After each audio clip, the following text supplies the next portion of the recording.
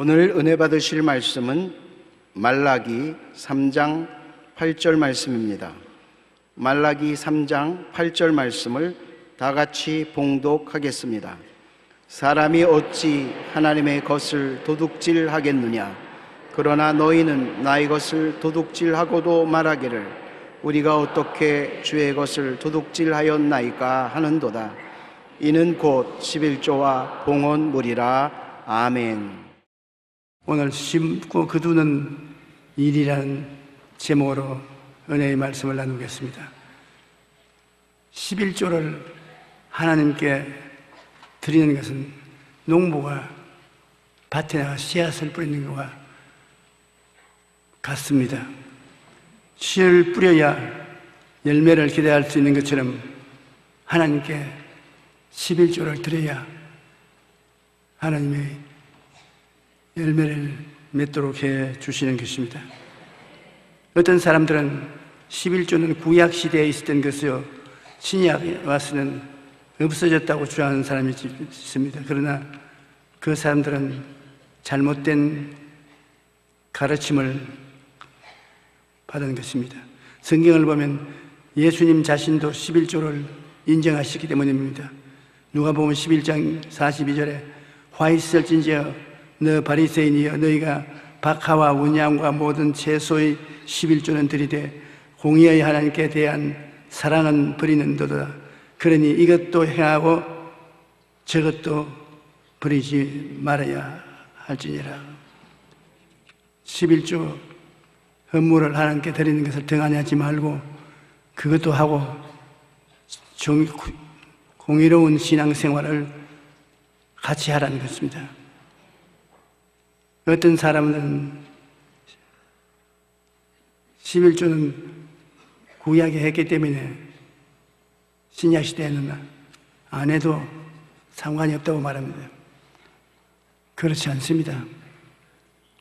예수 그리스도는 어제나 오늘나 영원토록 동일하시고 예수님은 말씀하기를 오히려 이것도 행하고 저것도 버리지 말아야 한다고 말씀하셨습니다. 그러므로 하나님을 향한 감사와 찬송을 할 뿐 아니라 물질적으로 11조를 하나님께 드리라는 것입니다.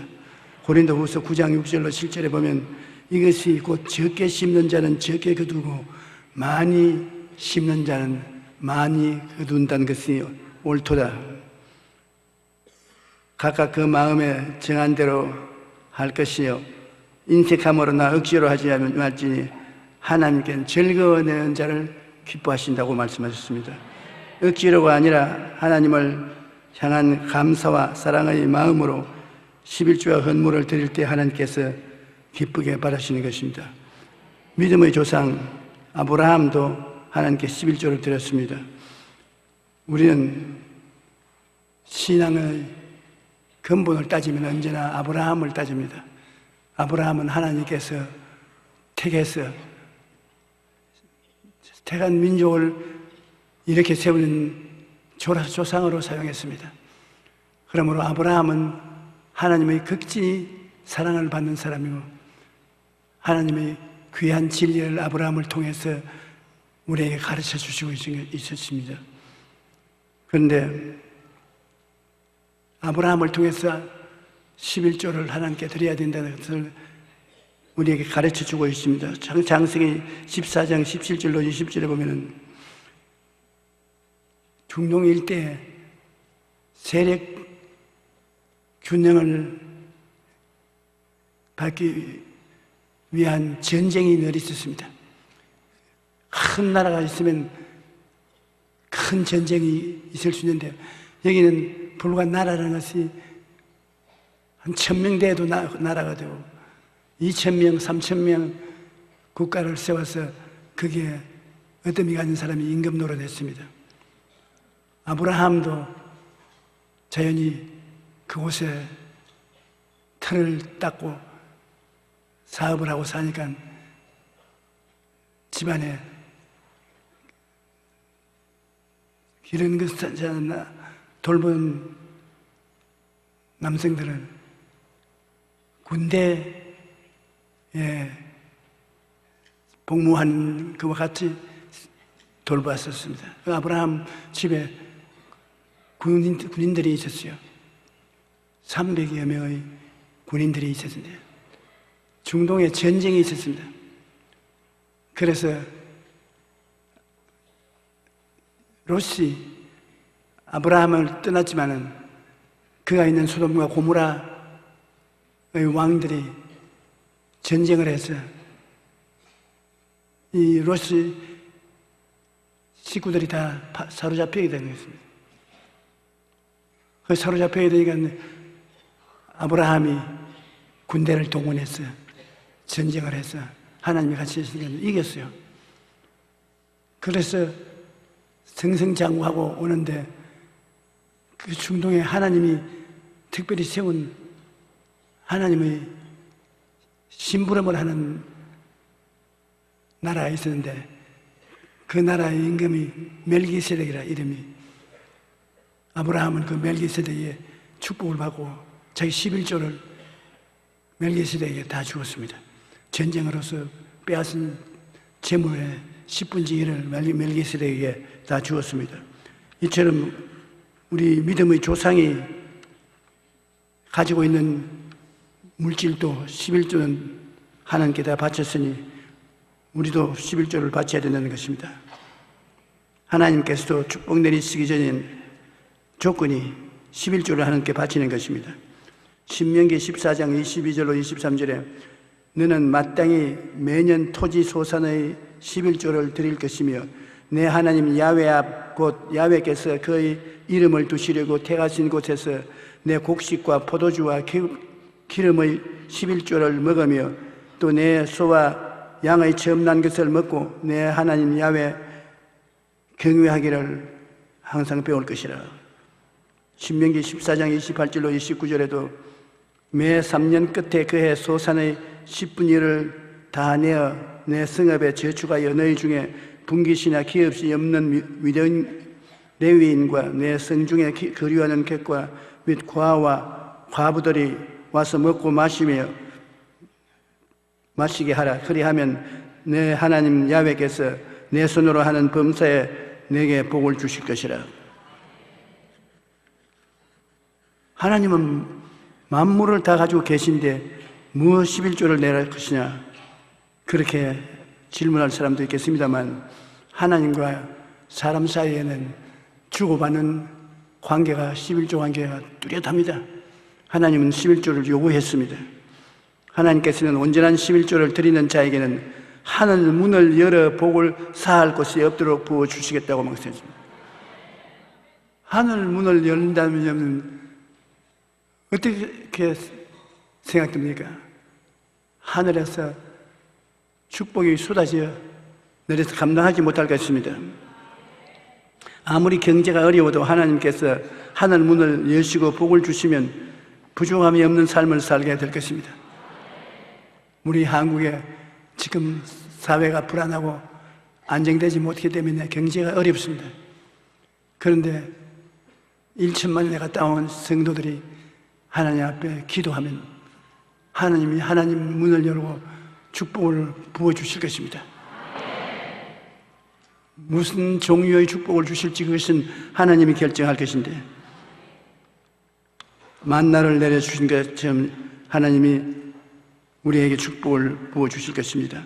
신명기 28장 12절에 야훼께서 너를 위하여 하늘의 아름다운 보고를 열어 으시사 내 땅에 때를 따라 비를 내리시고 내 손으로 하는 모든 일에 복을 주시리니 내가 많은 민족에 구워줄지라도 너는 꾸지 아니할 것이요 라고 하나님께서 말씀하셨습니다. 하나님께서 하늘의 문을 여시면 하나님이 풍성한 축복과 삶을 주시는 것입니다. 하나님께서 지키시는 복을 보면 내가 너를 위하여 메뚜기를 금하여 너희 토지 소산을 먹어 없애하지 못하게 하며 너희 밭의 포도나무 열매가 기한 전에 떨어지지 않게 하리라. 메뚜기라고 황충이 하늘이 새카맣게 농토를 지나가면 푸른 농산물은 하나도 남는 것이 없어 다 먹어버린 것입니다. 그러므로 메뚜기 재앙이라는 것이 어마어마하게 무서운 것입니다. 그런데 하나님께서 메뚜기 재앙을 없애버리면 혹시 다 잘 자라서 크게 부유하게 될 수 있는 것입니다.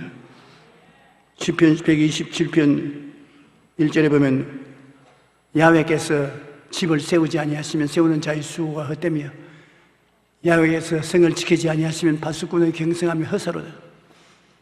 하나님이 세워야 집이 세워지고 지켜봐야 나라가 지켜지는 것입니다.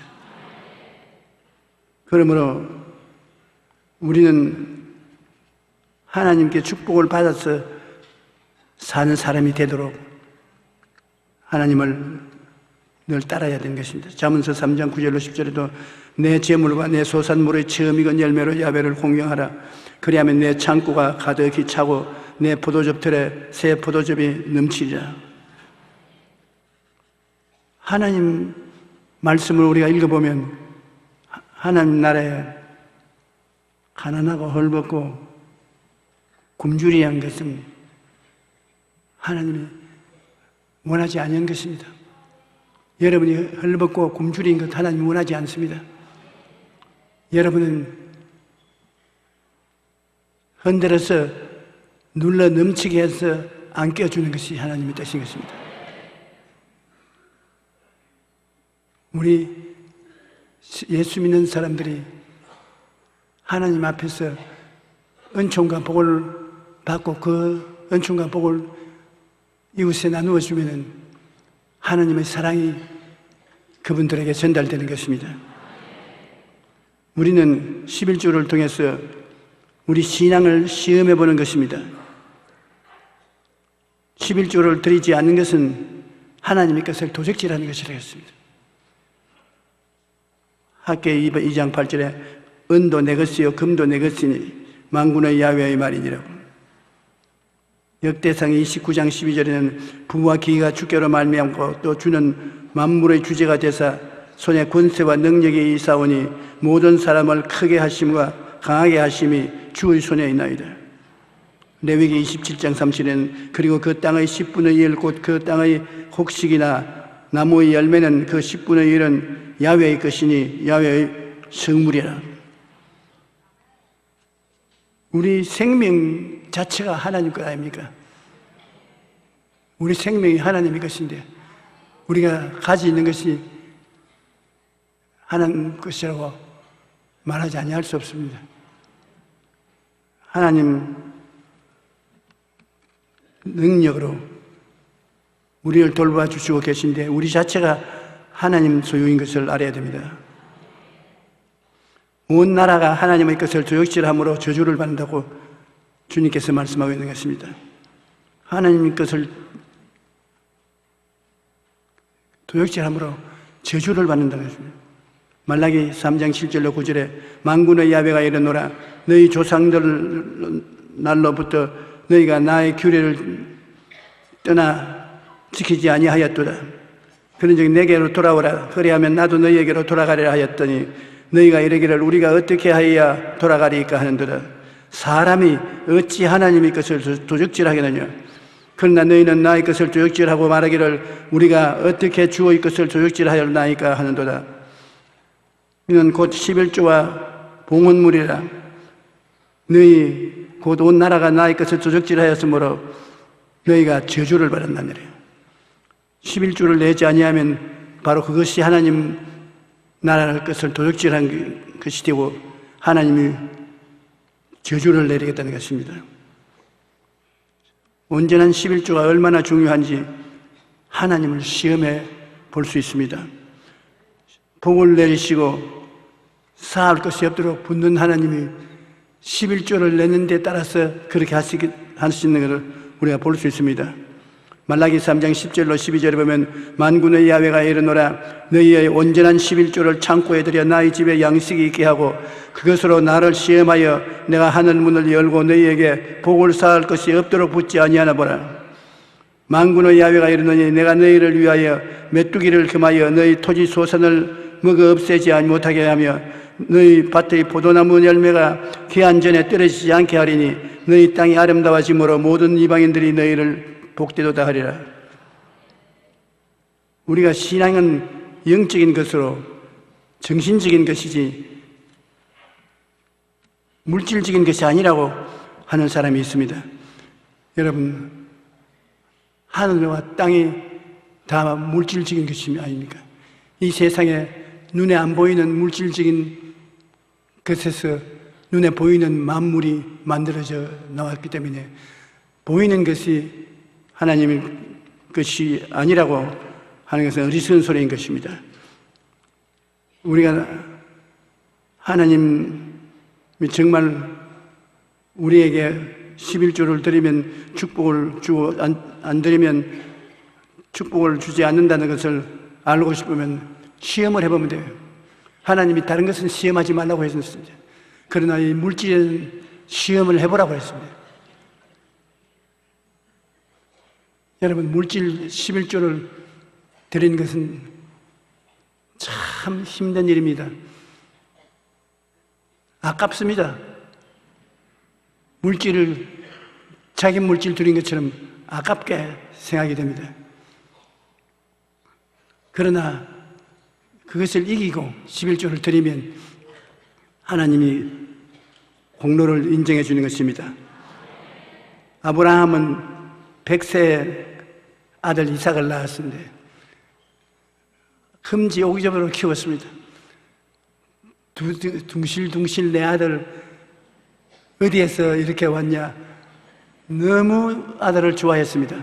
그러니까 아브라함에게 하나님이 아브라함아 네 사랑하는 독자 이삭을 여기서 사흘 길을 간 모리아산에 가서 잡아서 그걸 떼서 불로 태워서 내게 제물로 드려.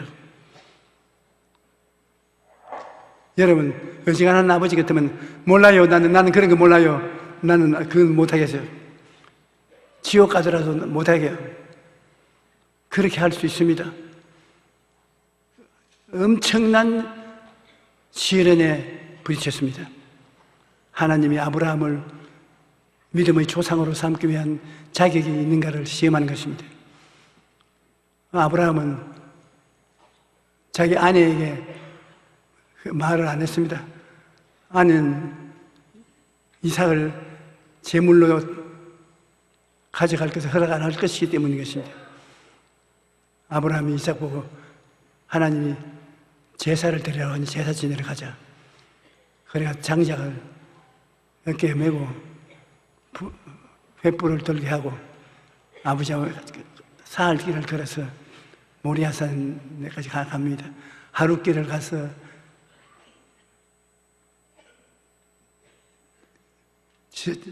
그때는 여관이 없었겠죠. 어디든지 나무 밑에서 혹은 바위 밑에서 자는데 이삭이 아버지에게 자기 웃옷을 벗어서 덮어주면서 아버지 춥지요. 온몸에 땀이 젖었으니까 그것을 벗어서 말려주고 팔다리를 만져주고 아버지가 그 사랑하는 아들을 쳐다보니 간잠이 녹습니다. 3일 동안 다 치워버리고 그냥 집으로 돌아갈까 그런 생각이 마귀가 주었을 것입니다. 사흘 동안 마음에 고통을 당하고 그 다음에 마지막에 결단 내렸습니다. 살든지 죽든지 흥하든지 망하든지 성하든지 쇠하든지 하나님 섬겨야 되겠다고. 그래서 그 종들을 산 밑에 기다리게 하고 아들을 데리고 산 꼭대기로 올라갑니다. 돌아가면서 아버지 번제에 드려야 할 나무도 내가 쥐고 있고 횃불도 손에 들고 있고 칼도 있는데 양이 어디 있습니까? 제물로 드릴 양이 어디 있습니까? 아버지가 그 말을 듣고 아들을 바라보면서 야, 재물은 하나님이 직접 준비한단다. 그래, 같이 올라가서 제단을 열심히 쌓았습니다. 아들과 열심히 제단을 쌓고 난 다음에 아버지가 정색을 하면서 오늘 내가 내 손에 죽어줘야 되겠다. 하나님이 너를 잡아 제물로 드리라고 그랬다. 그 아들이 뭐라고 그랬습니까? 우리 아버지가 결국 노망이 왔구나. 100세에 나를 낳았으니까 그때는 110세쯤 됐을 것이. 노망을 안 한 것이라고 생각했는데 나를 노망을 해서 죽이려고 하는 거예요. 아버님 왜 이랬어요? 아버님 오래 살았으니 아버님이 대신 한 재물이 돼 보세요. 그렇게 할 수 있습니다. 그런데 이삭도 엄청나게 신앙이 좋은 아들이었습니다.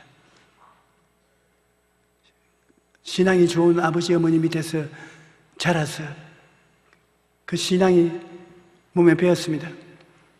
아버지 하나님의 아버지에게 명령했으면 그대로 해야 됩니다. 내가 재물이 되지요. 그래 장작 위에 들어 누웠습니다. 눈을 감았습니다. 번제로 되기 전에 칼로서 목을 따는 것입니다. 칼을 들어서 목을 따려고 하는데 아브라함아 네 아들 이삭에게 손대지 마라. 내가 내 아들까지 아끼지 않고 나에게 내준 증거 정말 날 사랑하는 줄 이제 알겠다. 여러분 그런 정도의 신앙을 가지고 하나님께 나와 있는 아브라함이 칭찬 안 받을 수가 있겠습니까? 칭찬 받을 수 있습니다. 우리는 보게돼 돈이 좀 있으면 예배 시간에 참석했다. 하나님이 아끼지 말고 그거 다 내라. 아이고 조금만 내고요. 또 필요가 있으니까 아버지 참아주십시오. 그럴 것이란 말입니다. 그건 왜냐? 내가 다 경험을 해봤으니까 그런 말하는 것입니다. 참, 이 사람들의 하나님이 불쌍히 봐주신 것이 감사한 일입니다. 하나님 섬기는데 희생을 안 하고 섬기려고 할 때가 많습니다. 그럼에도 불구하고 하나님께서 우리와 같이 계시고 우리에게 좋은 것을 아끼지 않고 주시니 감사합니다. 하나님께서는 아브라함의 생애를 통해서 하늘나라를 이 땅에 내려오게 할 수 있는 사람을 발견할 수 있는 것이 바로 신앙을 본보는 것입니다. 마태복음 6장 24절에 한 사람이 두 주인을 섬기지 못할 것이니 혹 이를 미워하고 저를 사랑하거나 혹 이를 중히 여기고 저를 경히 여길 것이라. 네가 하나님과 재물을 겸하여 섬기지 못할 것이라. 하나님께 무엇을 구할 때 내 자신이 하나님의 것을 도적한 것이 마음으로 나타나면 믿음으로 기도할 수 없습니다. 11조를 도둑질하고 헌물을 하나님께 내지 않고 욕심과 탐심에 붙잡혀 있으면서 하나님께 기도하면 마음의 믿음이 생기지 않습니다. 우리 눈에 보이는 것으로 하나님께 심고 거둘 것을 하나님은 기대하십니다. 심지 않고 거두려고 하는 사람은 욕심으로 인해 결국 파멸의 길로 가게 될 것입니다. 11조 나의 모든 것이 하나님의 것임을 인정하는 믿음의 고백입니다. 뿐만 아니라 하나님의 백성들이 하나님께서 주시는 복을 받는 통로입니다. 올해에는 여러분 모두가 심고 거두는 법칙을 통해 영혼이 잘됨같이 범사에 잘되고 강건한 복을 누리게 되시기를 주님 이름으로 축원합니다. 저는 예수 그리스도를 믿고 11조에 대한 말씀을 듣고 난 이후에 지금까지 아는 생각 내에서 11조를 도둑질해 본 적이 없습니다. 11조를 충실하게 드렸습니다. 그렇기 때문에 세계를 100바퀴 이상 돌면서 복음을 전가할 때 물질의 부족함이 없이 하나님이 주신 것입니다.